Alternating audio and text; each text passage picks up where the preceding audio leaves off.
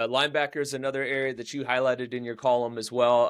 Just talking about the draft and everything. Obviously, it seems like the name I hear the most is the kid out of Texas Tech, Rodriguez. Everybody seems to really love him, and understandably so. That kid made a heck of a lot of plays, made a lot of headlines as well. He was talked about a lot during the season. Some of the other names you throw in there: Cincinnati's Jake Golday, Alabama's Deontay Lawson, Missouri's Josiah Trotter, Utah's Landon Barton, and Pitt's Kyle Lewis. There's a lot of interesting names in the mix there. I guess maybe outside of like watching particular guys here, what are some of the traits you think that are needed in Rob Leonard's defense that's going to be coming in here? Obviously, we don't know what his scheme is going to look like for sure just yet, but what are some of the things you think they need out of a linebacker, possibly in the draft this year? Yeah, and I was talking to somebody in the Raider organization about the linebacker position, and they feel like there's real depth there, and there's going to be value even into the third round, maybe even the fourth round. We know how linebackers are kind of looked at almost like running backs these days. So guys that used to be first round picks or high second round picks, might be available toward the end of the second round or the third or fourth round. So I think they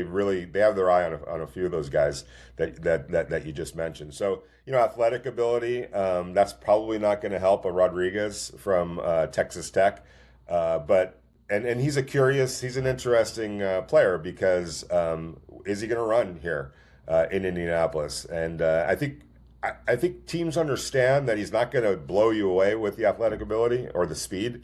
But I think they would be a little bit worried if he was running away from something, like if he just didn't run to hide something or whatever the case might be. Like I think they'd rather him just go out there and compete. We know Yep. you're not going to be a 4-4 guy or a 4-5 guy, but let's just see what it does look like so we have a better idea. But he's somebody I think to keep an eye on.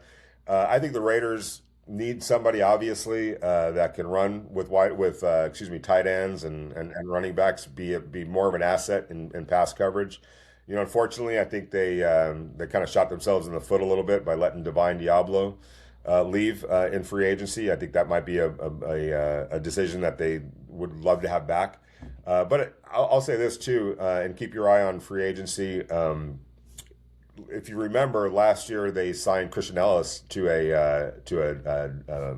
what was it, the designation tag, Yeah. and I remember texting somebody. It was during the AFC Championship game. I was like, man, you guys are on to something with Christian Ellis. He had a pretty good year. If you noticed, he had a really good year actually for the Patriots and played well in the playoffs. And there was a little bit of kicking themselves because, man, if maybe just $1 more million would have scared the Patriots away from matching that offer, and he would have been, on the roster. But keep your eye on players like that in free agency that might be flying under the radar a little bit. Think about Robert Spillane. Remember, guys that might be in a numbers game in their current situation and through no fault of their own are really good players or ascending players, but they're just blocked by other good players like Robert was in Pittsburgh.